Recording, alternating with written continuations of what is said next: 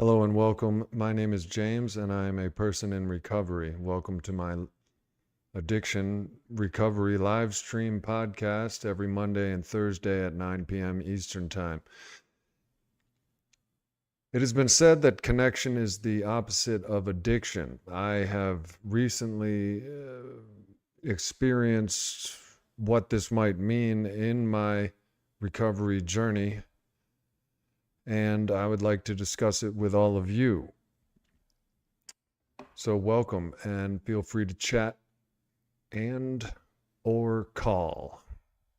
I will start off while you all gather by reading an article from Psychology Today called "The Opposite of Addiction is Connection. What Causes Addiction?"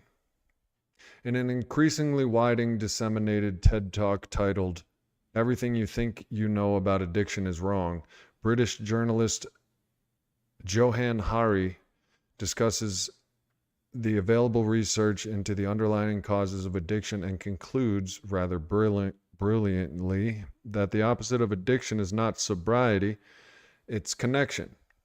His statement echoes a theme that I and many 21st century addiction specialists have espoused for years, that addiction is not about the pleasurable effects of substances, it's about the user's inability to connect in healthy ways with other human beings. In other words, addiction is not a substance disorder, it's a social disorder. Well, on this channel we connect, and I enjoy it. I've been streaming live since the pandemic in 2020 and made some meaningful connections with a lot of you, and vice versa. Which reminds me, I do have access to a 24/7 recovery chat room where we can chat when I'm not streaming. Check out the join button for that perk and many more. What's up, James Horn? Everything about addiction I know is wrong. Yes, social disorder. I don't especially like that part of the article, but let's read on.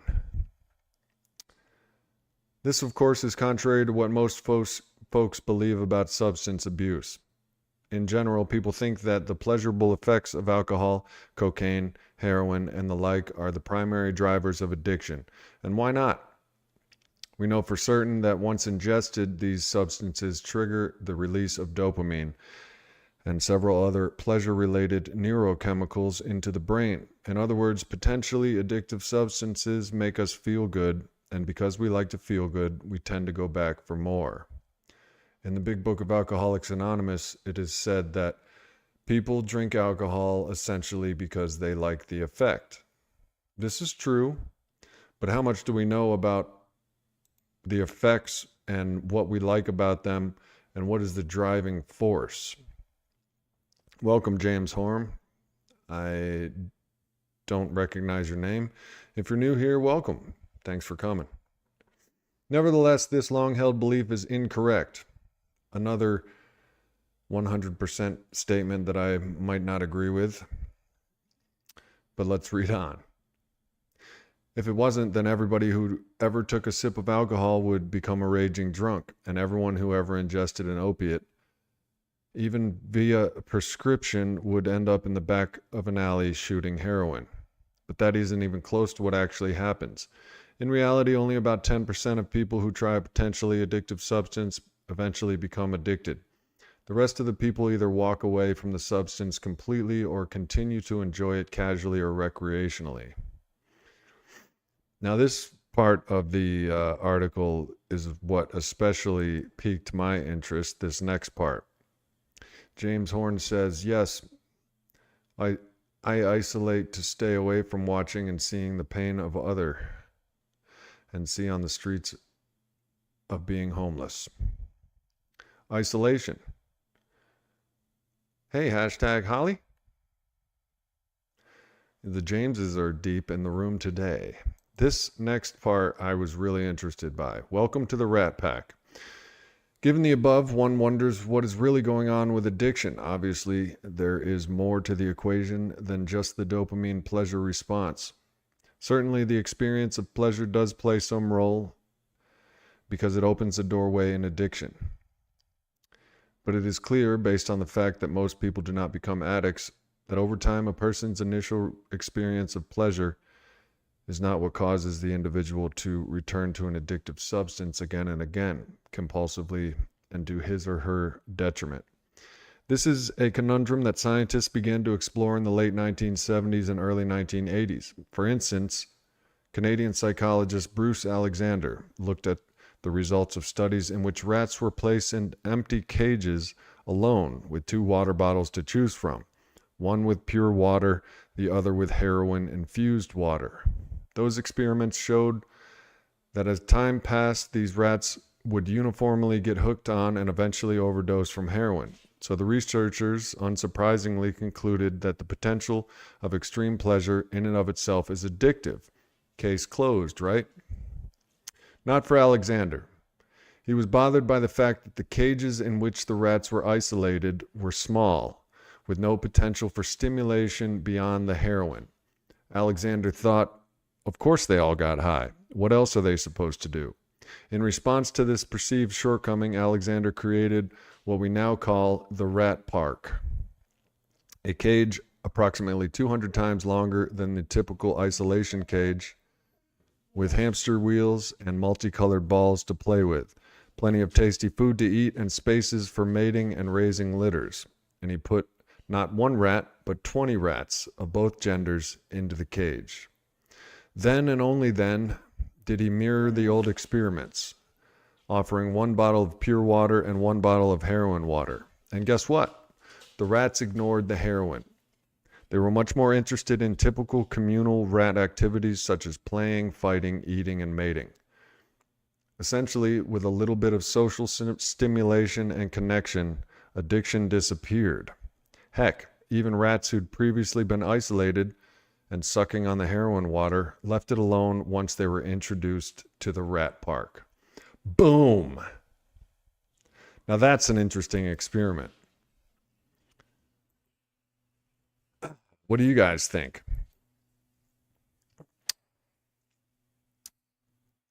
Secondhand smoke is not healthy of the drug smoke because fentanyl can mess a person of who don't want smoke a foil. It is hard to talk to a person who is actively on the rooftop of a house, of the housetop of the addict. I don't even want to try and think about the stash in the addict. Cats for Life. Hello, Jay, Holly, James H. What's up, Cats for Life? James Horn. Cats. Mind's Eye. Welcome. Thanks for the candles. But don't you guys think that's interesting? That is super interesting.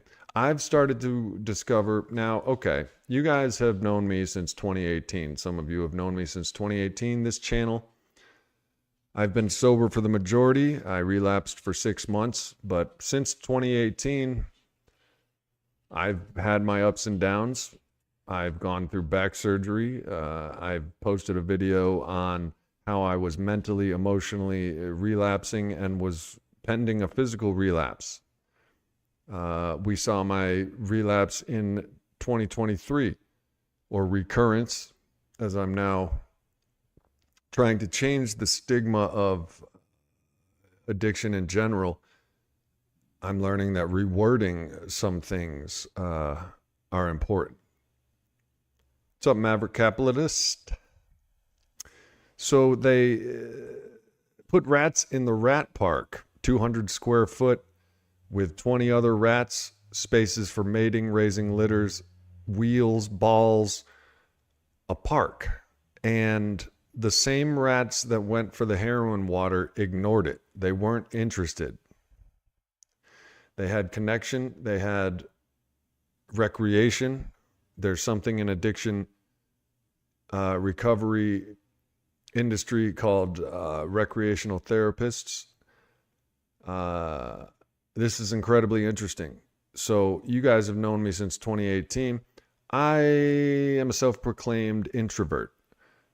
I like to recharge my batteries alone. I've lived alone.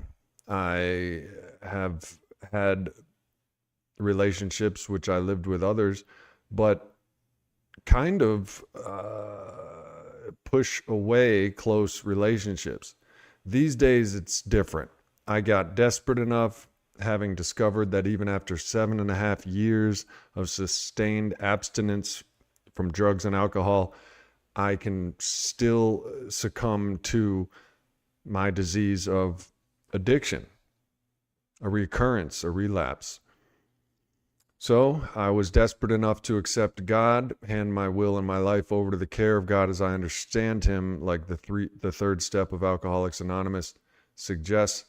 And also this bout of recovery and sobriety, I am leaning on friends in recovery. I have a social circle made almost solely of people in recovery from the rooms of Alcoholics Anonymous.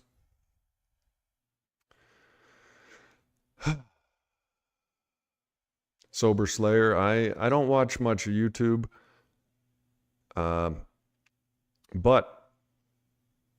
I'll talk about this after we read this article. I have had a day of, well, change, growth, and we'll talk about it, and I will be discussing potential collaborations with other sobriety channels. So I may have to step out of my comfort zone and watch some other sober channels.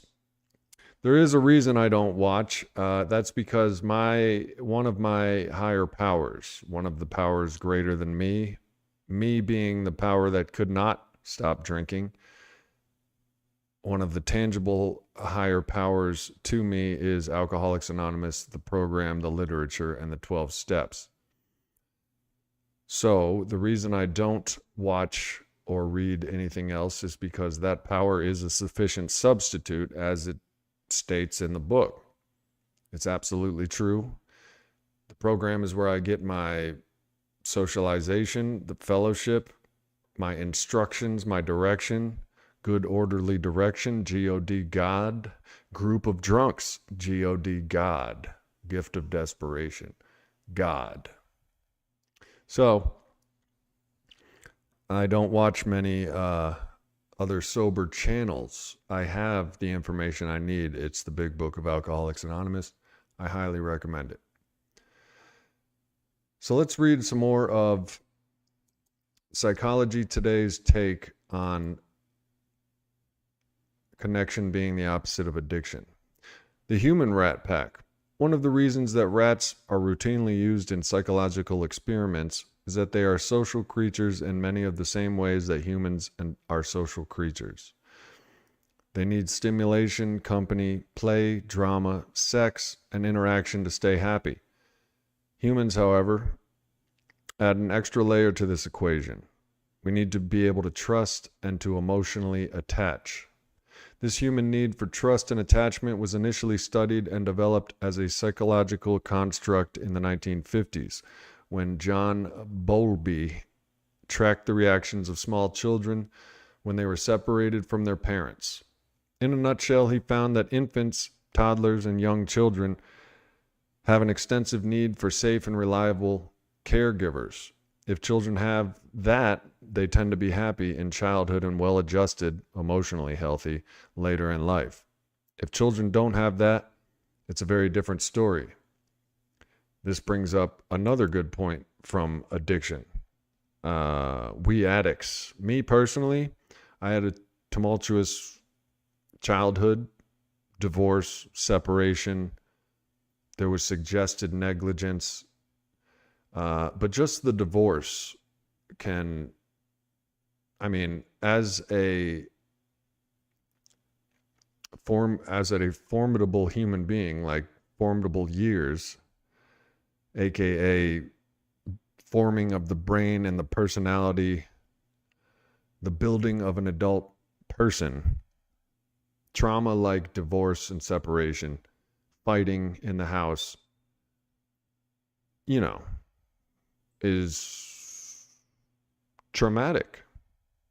So this article is suggesting that children that have safe, reliable caregivers with little trauma become well-adjusted, emotionally healthy adults. It is clear from Balby's work and the work of later researchers that the level and caliber of trust and connection experienced in early childhood carries forth into adulthood. Those who experience secure attachment as infants, toddlers, and small children nearly always carry that with them into adulthood, and they naturally able to trust and connect in healthy ways. Meanwhile, those who don't experience secure early life attachment tend to struggle with trust and connection later in life. In other words, securely attached individuals tend to feel comfortable in and to enjoy the human rat park, while insecurely attached people typically struggle to fit in and connect. So I just came from a meeting. I go to meetings, AA meetings, almost every day. It is said that meeting makers make it. I have found this to be true over the past 2 decades. But there was a visitor from another state, and she was explaining how she has always had trouble feeling like she fits in and connects with other human beings. And I could relate to that, as I'm sure most of the alcoholics in the room can. Having spent a lot of time in the rooms, it is not uncommon to hear that people feel like a square peg trying to fit in a round hole. They don't fit in. I've felt this way my entire life. I'm sure you guys can relate. What's up, Murphy?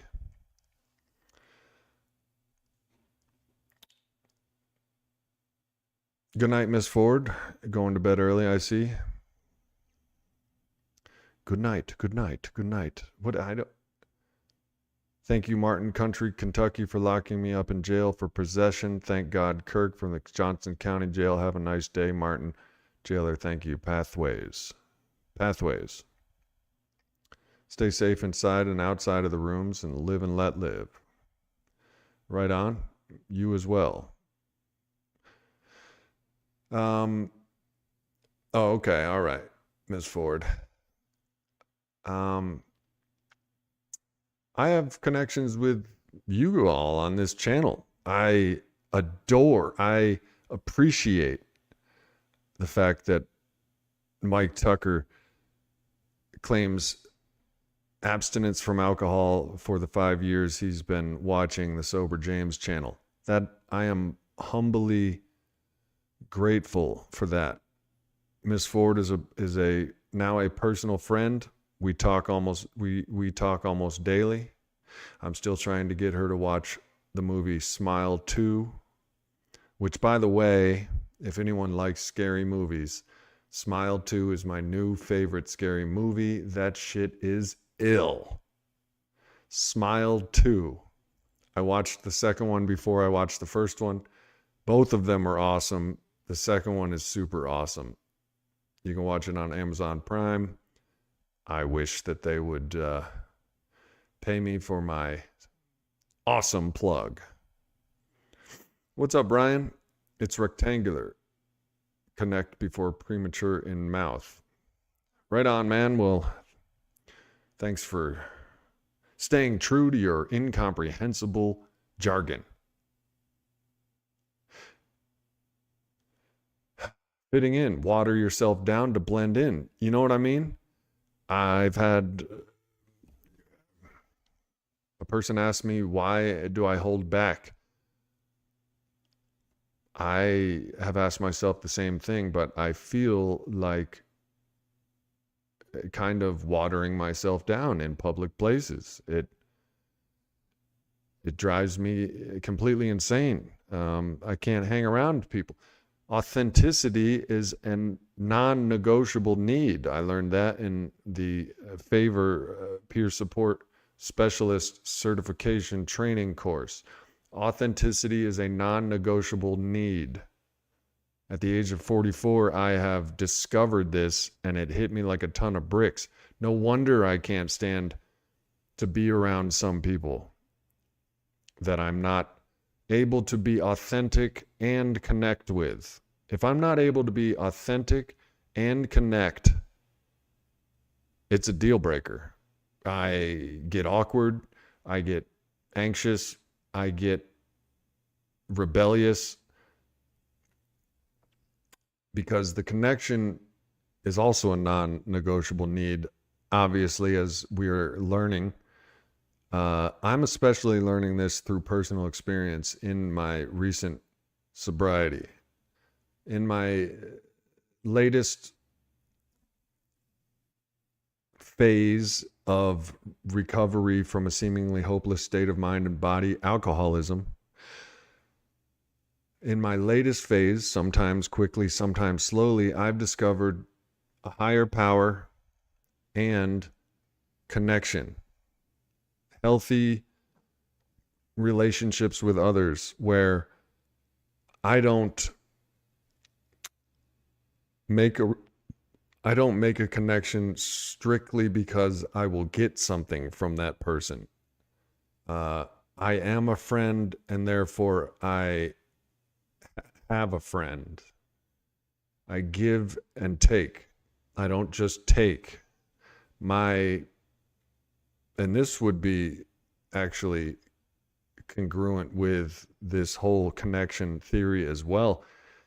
Addicts, I'll speak for myself. In my early sobriety, I learned that I will use people like I used drugs, and I'll use them until they're used up and they're no longer able to give me anything else. Let me know if you can relate. Murphy, I've been big into fitness past 4 months. I hope that will take over the every night of drinking for better results. We talked about this the last stream, the many pathways to recovery, and aerobic fitness is an effective deterrent for addictive behavior. But I will tell you through my own experience that addiction doesn't have one solution. It has many, because addiction provides many problems: social, physical, mental, emotional, sexual. Addiction is multifaceted problem, and therefore it takes multi-solutions. So your fitness is a good start. But in my experience, I've tried fitness. I took some pictures at the time, and some of those pictures are on this channel on the thumbnails. I had a freaking 8-pack, yo. 8-pack abs. Doing what everyone isn't doing. I hope I am not being that annoying person to be away from. Well, this topic suggests that we as addicts have a maladaptive social mechanism, and that we yearn for connection. Now, this particular person, I guess, suggests that that's all it is a social disease. I would have to disagree with that. I'm just one person, but I would have to disagree with that. It is not just one thing, it is many, in my experience. Deepening your social life is not going to, in my opinion, or for some or many, it's not going to solve the alcoholism addiction problem. But in this article and many that I've read, and my most recent experience with sobriety, connection, a social circle, intimate relationships, trust, and connection with others in sobriety. Now, these people have to be in recovery like me, or I do have friends, and I have had relationships with people that are not in recovery, deep, meaningful connections. However, I think I'm learning that I was using those relationships like I used drugs. It's like I discovered connection, and before realizing that I will use that like I used my addictions. I used that like I used my addictions. So in this article, it goes on to say, guess which group is more vulnerable to addiction? The good news is that people with insecure attachment styles are not locked into this approach for life. With proper guidance and a fair amount of conscious effort, the individuals who were not graced with secure attachment in childhood, and therefore the ability to easily connect in adulthood, can learn to securely attach, usually through therapy, support groups, and various other healthy and healing relationships, creating over time what is known as earned security. For the addictive and the addicted, earned security is a very important concept. Rats don't really need it. You can take an addicted rat and toss him into the rat park, and he quickly and easily assimilates, pushing his addiction to the curb in favor of healthier rat connections and activities. But people, not so much. With the addicted, there is further work to be done. And part of that work nearly always involves overcoming the lack of trust and connection created in childhood. So again, childhood, the ever-present, uncontrollable haunting of our past. We didn't ask for this, as my friend Holly says. We didn't ask to be born. Murphy says, I think my problem is something I enjoy and have to go 100%. I just can't enjoy. I go all the way, although it doesn't affect my job. It is said that addicts and alcoholics, which are the same, can never control and enjoy their drinking at the same time, only one or the other. I hope that helps, Murphy. What's up, Samuel Blevins? Oh, what's up, man? A fellow classmate. Bro, it's only been a week, but I'm already frustrated with job hunting. Luckily, I pissed off my supervisor at the post office, and she's not putting me on the schedule except for one day. I have found supervisors that do this, but little do they know that it's exactly what I wanted. I had a supervisor when I was 18 years old working at Friendly's restaurant, told me I had to clean the urinal. I was a waiter. I was like, no, I'm not cleaning the urinal. And he's like, fine, you got tomorrow off then. And I'm like, word? I lived with my mom. I didn't need the money. I'm like, word, peace, see ya. I don't want to come to work anyway. Oh yeah, Samuel. Yeah, you got a job. Thank you. Patience is not the virtue of an addict like myself, and many of you can relate, I'm sure. We want things now, which is why we crack a bottle and drink it in the parking lot on the way to the car from the liquor store.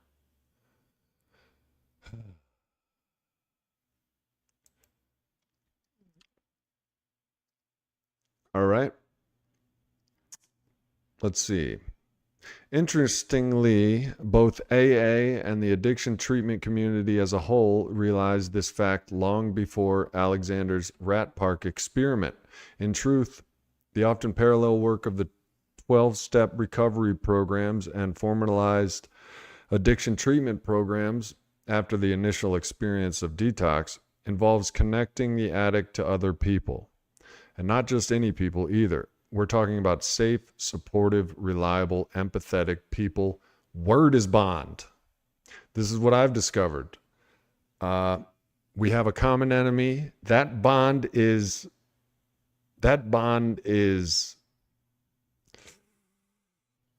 solid and legion.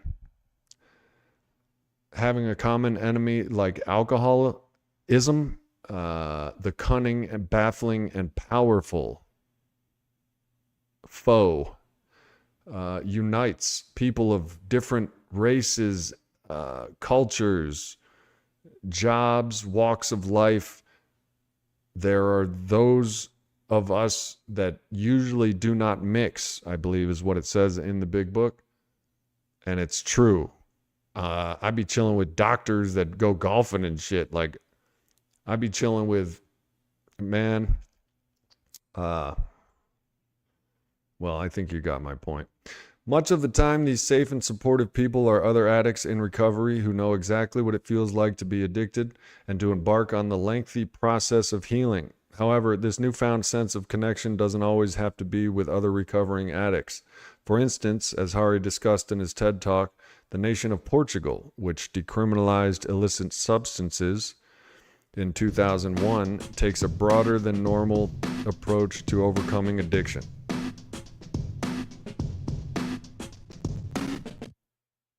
Instead of spending money on incarceration, Portugal has focused its effort on helping addicts connect with society at large. I got friends that are moving to Portugal because America sucks. If, for instance, the addicted was a computer programmer prior to his or her downfall, the government will find a company that needs a computer programmer and offer to pay half of the addict's salary for the first year of employment if the company will give that person a shot. Damn! Maybe I should move to Portugal. I should have went with them. They asked me to. Additionally, the government funds traditional treatment opportunities and various other forms of social support.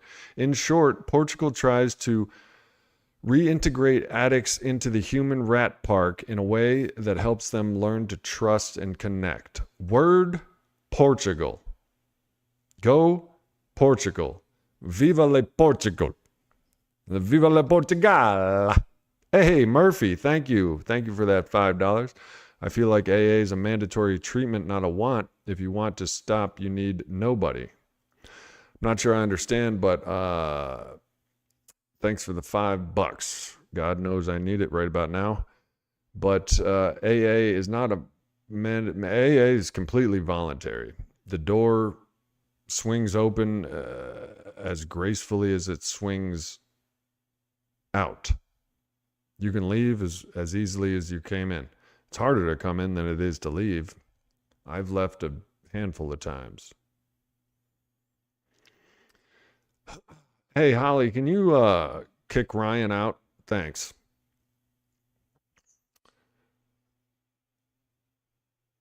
Yeah, that timeshare in Portugal. What's up, JV? How you doing? If you sincerely want to quit, nothing and no one can make you drink. If you, except for King Alcohol,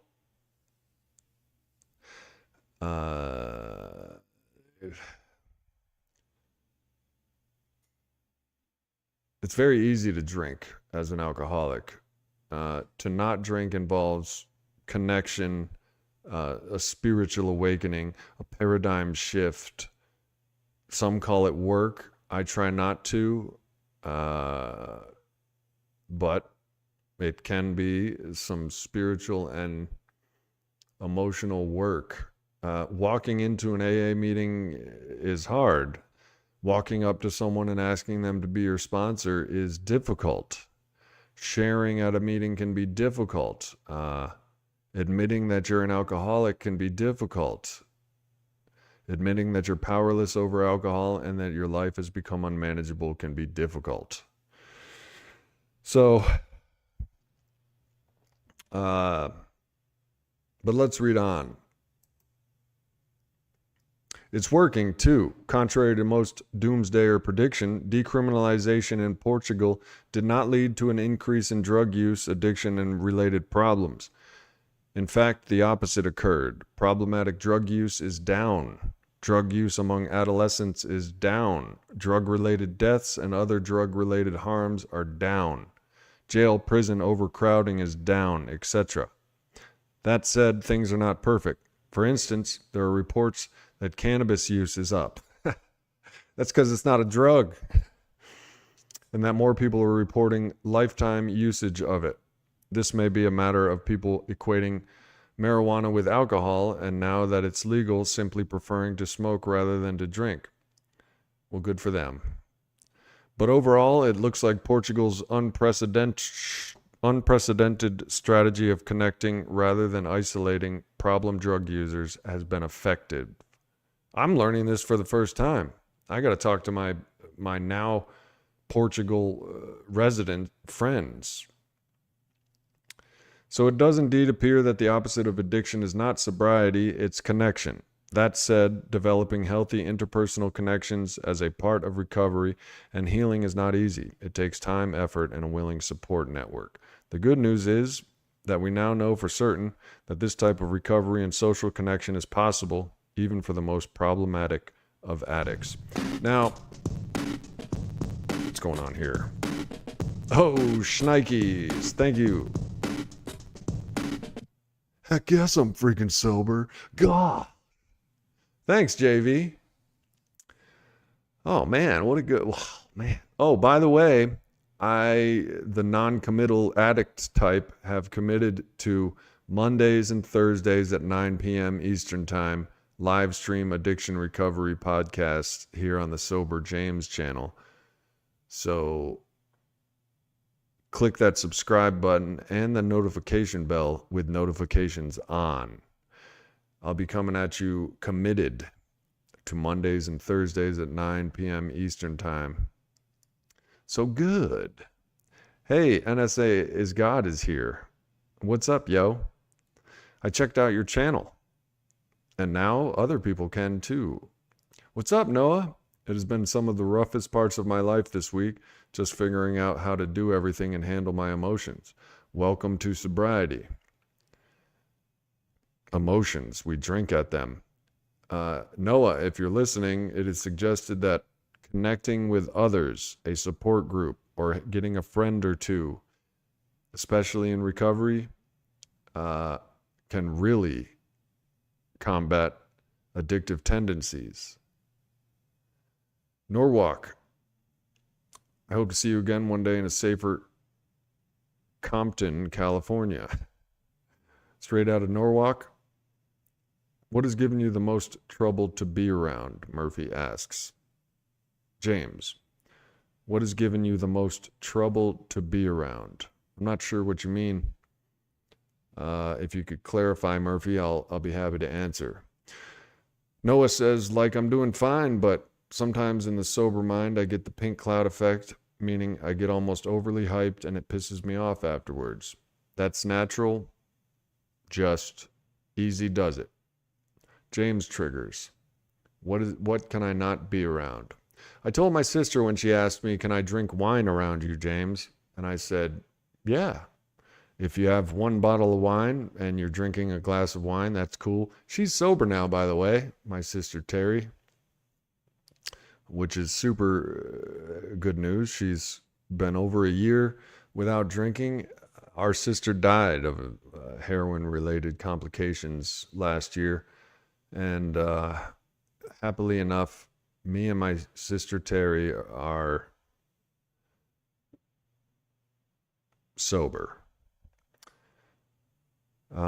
But she at one point did drink wine when I was in sobriety, and she asked me if she could drink wine around me, and I said, yes, as long as you don't break out the beer pong table and start doing shots of tequila, I'm fine with you drinking wine. What triggers me is, you want to know what triggers me? I was just telling a friend today, we were downtown and in the middle of the day, and hey, Miss Ford, watch Natalia. Oh, passport. Oh, Natalia, are you, we were just talking about Portugal. Are you who I think you are? But Miss Ford, watch Natalia. It might be hot boy, which has gotten, I mean, my dude, why don't, just don't drink. Is today Monday, Wednesday, or Friday? No. Sorry, Mike. My committed schedule is now Monday and Thursday at 9 p.m. Eastern Time. Natalia, you're on the live stream. Yes. But my triggers, one of my triggers is seeing nightlife on a Friday or Saturday in downtown urban areas of pretty girls in pretty dresses drinking and That's connection. Now, this is another good point. When we drink, we get super social. People drink, weddings, parties. People drink to get social. It's a social lubricant. One of the reasons it's so hard to get sober is because it's so prevalent. That is a testament to the theory that connection is the opposite of addiction. We have to learn. Oh, Natalia, yeah. We have to learn how to socialize sober. This is difficult. This is difficult. I feel uncomfortable in my own skin. Alcohol has a magical effect of making me comfortable and easygoing. Maybe I'm funny. Maybe I dance. Maybe I'm blackout drunk and can barely stand. Colorado Brad, thanks for coming. At events, right. Another trigger for me is seeing people that socialize with ease, you know, people that are themselves authentic without drinking. I'm authentic on this channel. It's odd to think that I can be in front of a camera live and be the most authentic version of myself, but it's true. I don't know what it is. Maybe it's because we're not in front of each other. Maybe it's because, like, if you piss me off, I'm not going to go 0 to 100, punch you in the face and go to jail, or vice versa. So but you can rest assured you get authentic James ever since 2018. But in public, and I've shared this before, I'm not always at ease. If I'm with a person that's non-judgmental, if I'm with a person that is kind, I can be myself. But if I'm with a group of people that may or may not be kind and non-judgmental, I can be a bit defensive, quiet, and withdrawn. And sometimes I'll just leave. So I used to drink because that was an effective solution. Alcohol is an effective medicine for anxiety, social, disorders. However, for the alcoholic, I don't have an off switch. Alcoholism is a combination of a mental obsession coupled with a physical craving. So I cannot put alcohol in my body without experiencing the phenomenon of a physical craving. And I'm shy too, Murphy, believe it or not. You guys get the wide open, James, and thank you for allowing me to be myself. I don't know how you do it, but you're good at it. And we connect on here. That might be why it has gone for so long, these live streams, and why it helps each of us stay sober one day at a time. Sigma Schwab. I hate how you can't escape bad pleasure these days. Look at your phone and you get a pick of sexual whatever. Go down the street, got vape stores, and then alcohol everywhere. Correct. And I hesitate to use the word victim, but we are all inhabitants of a, for lack of a better word, sinful world. They want our money, and they have found ways to get it easily through addiction, sex, violence, and shit like that.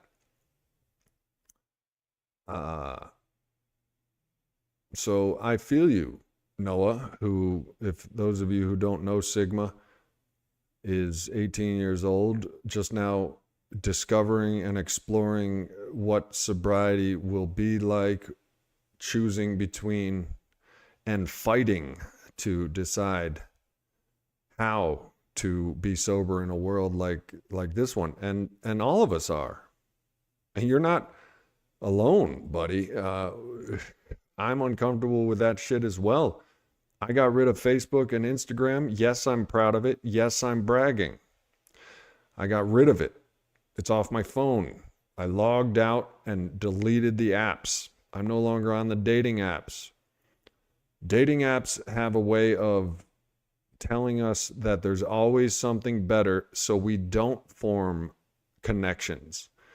We go on hundreds of dates, and every date you could be looking at that date, and if the slightest hint of red flag occurs, my instant assumption is I can just swipe another. So I got rid of the dating apps. Yes, I'm bragging. That shit is hard to not doom swipe. Through Facebook Reels, through Insta Reels, TikTok Reels. The only social network I have is YouTube for this channel, and I have trouble when I start swiping through the YouTube shorts. I have trouble stopping because my brain is like, that's not instantly gratifying, swipe. This isn't instantly gratifying, swipe. This one's kind of gratifying, but a couple seconds go by and I'm not super pleased, so I swipe. This is bad. That's bad. Now that I don't have Facebook or Instagram, one tangible effect in my life is I took a course and I'm now a certified peer support specialist. I work out every day now.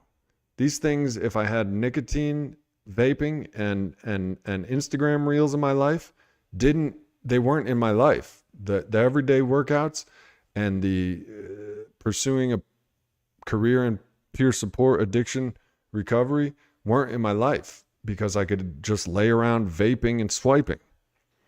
Believe it or not, that's the truth.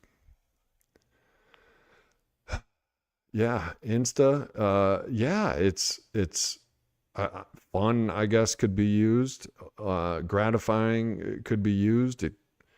Yeah, sure, but if you combine all the time that you swipe, you may say, I only swipe for 2-3 minutes at a time. Well, that's kind of false. If you combine them all, it's hours upon hours that you're swiping and polluting your mind, polluting my mind with negativity and reels and images that insist that I'm not good enough, that man is, and that my girlfriend's not good enough, that girl is. You know what I'm saying? It's the same people that they hired, the same people for Facebook and Instagram and TikTok. They hire the same people that design slot machines for Vegas to get you addicted. That little notification bell that has a little red 3, you got 3 messages, that releases dopamine when that thing pops up, and they found that if they put a little bing, if they put a little boom, if they put a little ding, that means more dopamine. You're more addicted. This is science, and that's what they're doing. They're playing us. They're playing us. And so, you know what I did?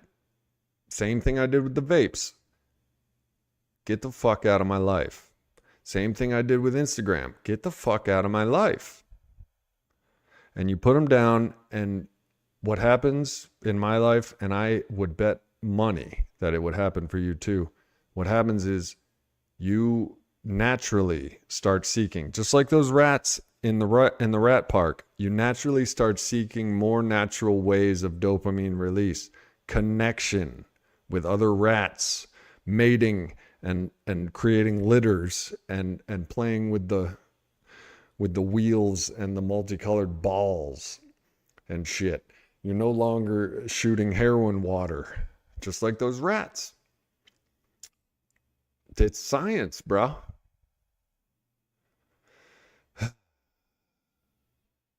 Yeah, a lot of alarming science. You're right. It's been proven that everyone uses a phone every day, has a brain of an addict, literally works in the same way, can't leave the phone for an hour. Yes, we're addicted to our phones.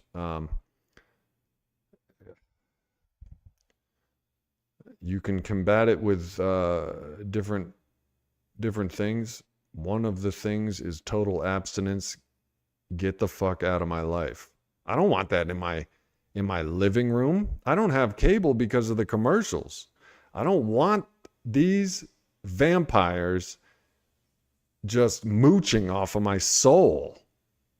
So I get rid of it. And it's difficult. Yeah, but I am proud to say that I have gotten pretty good at doing some pretty difficult things. But it took years of practice, failure, relapse, recurrence, failure. And it's not how many times you get knocked down, it's how many times you get back up. TMZ and Twitter, Jeff's Memories, welcome. And X, I swear I had strategized how to quit them both. Right, you got to come up with it's difficult. That's because they got us.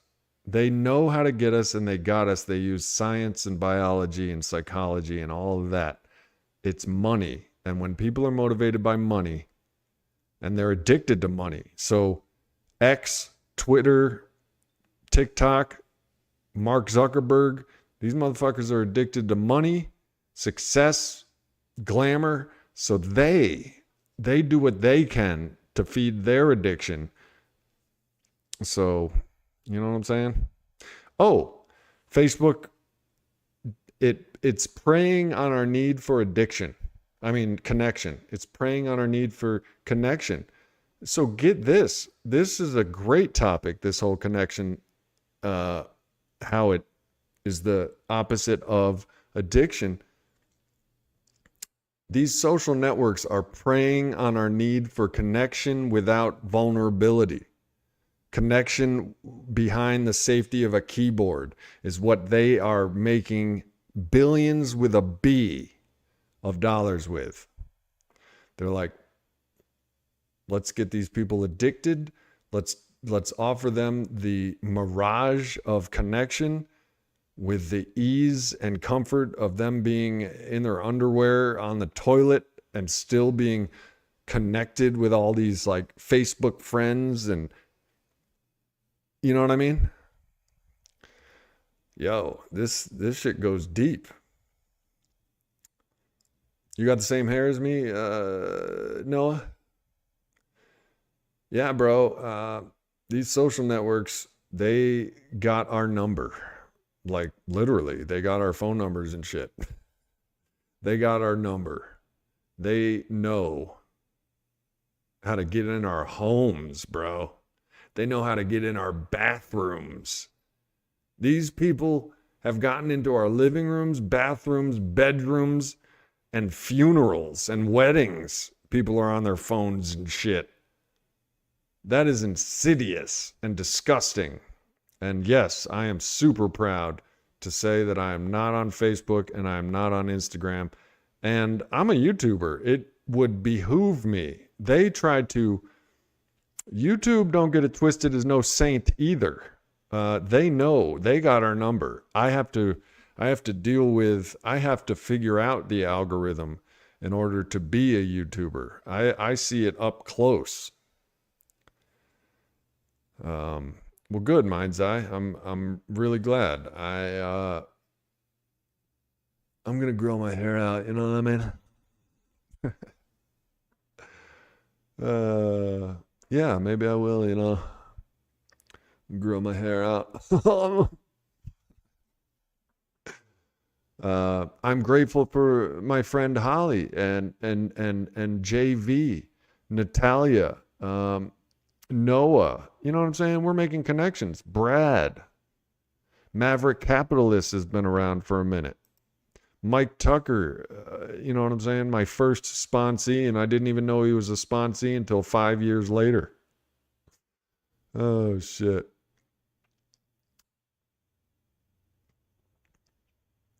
Noah. Yeah, I'm grateful for this channel. I was just talking about this. Let me tell you about my day. I am in another place, and I've been in a couple of these over the past 7 years that this channel's been running. So those of you who've been around for a while can remember I've been in a fork in the road in my purpose for life before. But right now, I hate the post office. I need a 9 to 5 job Monday through Friday. I don't even care if it's Starbucks, yo. I just need a place to go to establish connection with society. Because, like, look, I was trying to do this YouTube thing and I was isolating, and guess what James did after 7.5 years of sobriety? James's alcoholism crept back in because my connections on this channel, sure, they go so far. We're talking you need intimate connections and society connections as well. Just driving around. And then my alcoholism turned my fear of people into, I hate people. I hate people. That's what I was claiming. I was claiming a misanthrope. Now, true, I do despise humanity. I voted for the asteroid. Humanity's had its run. You know what I'm saying? We had a good run.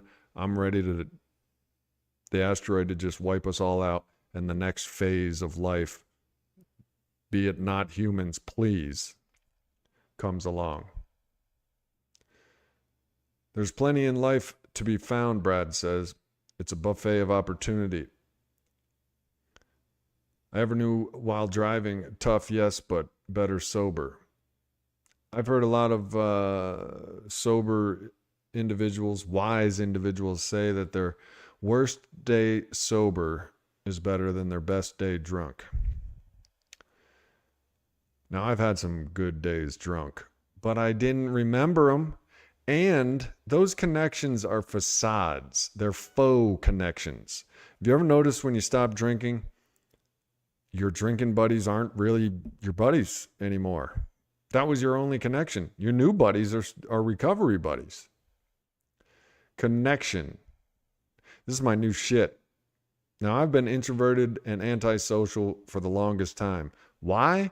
Because it takes vulnerability and it takes balls to go up to someone and be like, hi, my name is James. Would you like to be my friend? Which I've discovered is like the best way to do it. Hi, I'm James. You know what I mean? I've pushed people away. I've pushed family away. I gotta make some, well, who the hell knows? It's a day at a time. Easy does it. One day at a time. Progress, not perfection, in recovery. You know what I mean? Easy does it. The milestones of the gods turn slowly, but they grind exceedingly fine. Mind's eye dropping that wisdom. Yeah, man. The connections on this channel are something else. They've kept me coming back when nothing else would. There is something to this channel. It has become something. My alcoholism will tell me things like, you know, it'll tell me all different kinds of things to stay away from the channel. But that's just my alcoholism fearing connection, because with connection, the alcoholism cannot exist. You've heard me say in the rooms of Alcoholics Anonymous, no wonder my alcoholism in my own voice plagues me and just nags at me. Bro, AA is stupid. Those people are dumb, bro. Don't even go there, man. Don't even go. And it's convinced me. My alcoholism will convince me that AA is worthless and not worth it, because my alcoholism as an entity is terrified of Alcoholics Anonymous, because in the rooms it cannot exist. It's the same way with connection as it seems. And the fellowship of AA is part of the program. The bonds you form in those rooms are deep. Deep, meaningful, intimate bonds. Without sex, without money, without booze. without drugs, without all of those selfish, evil things. Not sex isn't evil, I'm not saying that, but those other things are. And here's another thing I'm discovering: platonic relationships with women. If you incorporate sex into it, which I've always done, if you incorporate sex into it, it dissolves, it taints, it pollutes the sanctity of the bond, of the connection. Now it's not a connection for the sake of being a connection. It's a connection for the sake of pleasure, sex. Spitting that hot knowledge this evening, and I didn't even know I had it.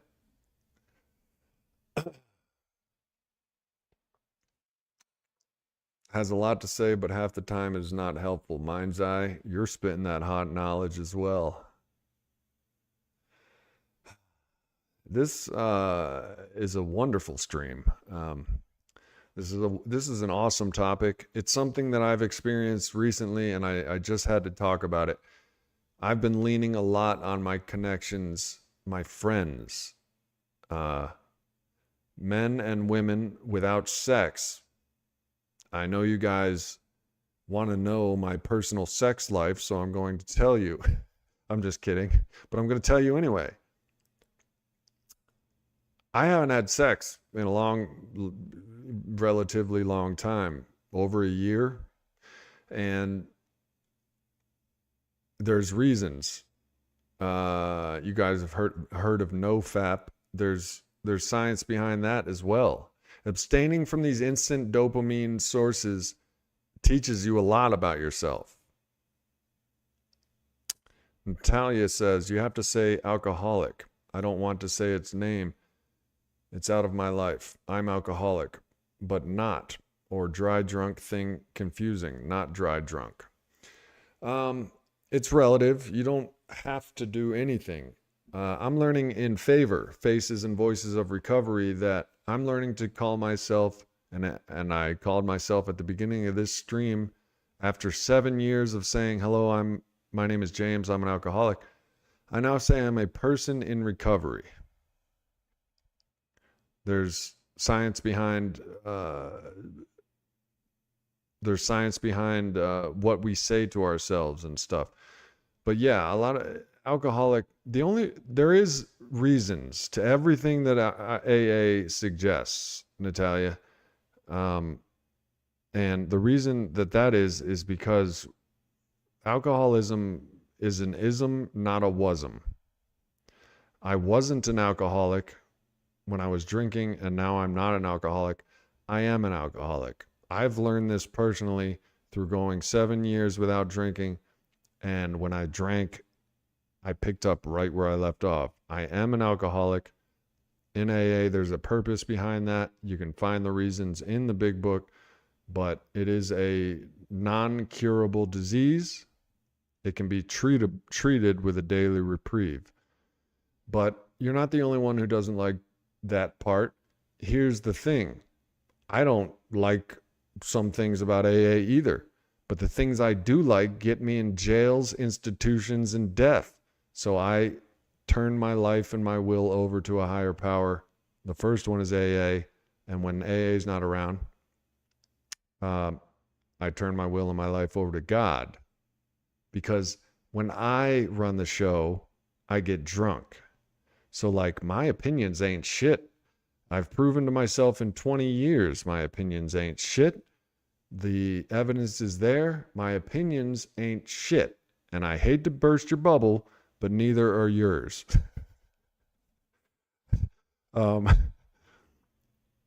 However, the 89-year-old program of AA has proven to be effective, and therefore it is a power greater than me and my alcoholism. So if it says pray, I pray. If it says call yourself an alcoholic, I call myself an alcoholic, because I don't know shit. Obviously. Jails, institutions, and death was where my brightest ideas got me. The SJ Discord, the third tier of the SJ membership. Click the join button to investigate joining the 3rd tier and getting in access to the Sober James 24/7 recovery room on Discord. Right, mind's eye. It's alcoholism, not wasm. It's dormant. While I'm not drinking, my alcoholism is out in the parking lot doing push-ups, waiting for that ass. And that is not an opinion. That is a proven fact through experience of my own and through 89 years of experience with alcoholics in the rooms. So whether I like it or disagree with it or whatever, it's still a fact. It's alcoholism, not wasm. I say I am an alcoholic. I can't drink. I'm a sober alcoholic. I'm an alcoholic in recovery. And these days, because I'm supplementing my program of Alcoholics Anonymous with all forms and all pathways of recovery in favor, faces and voices of recovery, they suggest that you call yourself a person in recovery. It's more positive. The implications are more positive. I happen to agree with this. It makes sense to me that AA is an 89-year-old organization. It works. However, we are learning new things like stigma. A lot of alcoholics don't get to experience recovery and sobriety because of the stigma of the program. I see it all the time on this channel. Our alcoholism will use any excuse to stay out of the rooms of AA. One of those is, I don't want to call myself an alcoholic. I don't want to admit that I'm powerless over alcohol. Your alcoholism's calling the shots. It's telling you it doesn't want to do that. The fact is, AA is a power greater than us and our alcoholism. The evidence is there. So whether I like calling myself an alcoholic or not, I do it because I'm not calling the shots. When I call the shots, I get drunk. My will in my life, in step 2 and step 3, I've given it to a power greater than myself. And that is what saves me. Not because I'm a pussy or a pushover, because I have not been able to get and stay sober on my power alone. My opinions have not been able to solve my alcoholism or treat it.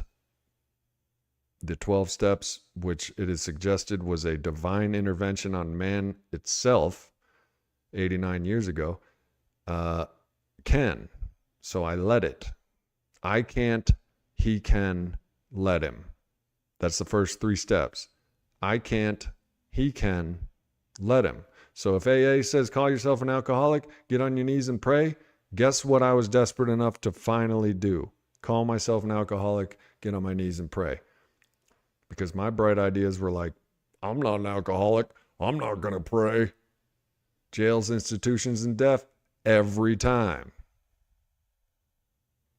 So that's that. And I am a person in recovery, and I am a firm believer that connection is one of the solutions to our everyday disease of addiction and alcoholism. Colorado Brad, Natalia, Mind's Eye, Miss Holly Ford, Kim Sweezy. How can one reach out to you personally? Not being weird, just wondering if you answer questions in private.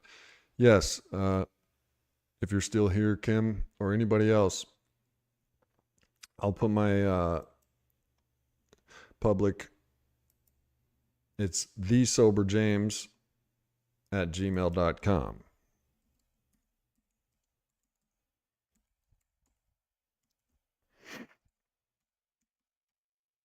Also, if you join the tier 3 membership on the Sober James channel by clicking that join button, 24/7 chat room. Well, there you go, Kim. And just shoot me an email or join the Tier 3 membership to help me carry the message, pay for my internet, and also gain access to the 24/7 Discord recovery chat room where we can basically talk in a private, safe space. You know what I mean? And that's my email. Shoot me an email if you wish, because connection is the opposite of addiction. You know what I mean? What a good conversation. I'm here Mondays and Thursdays at 9 p.m. Eastern Time. Click the thumbs up, share it with someone you love, share it with someone you hate, and investigate that join button to gain access to emojis, stickers, badges, and the 24/7 recovery chat room on Discord. All right, y'all. I will see you Monday at 9 p.m. Eastern Time for addiction recovery and everything in between. And until then, keep it clean, keep it real, and keep doing this damn thing. Peace.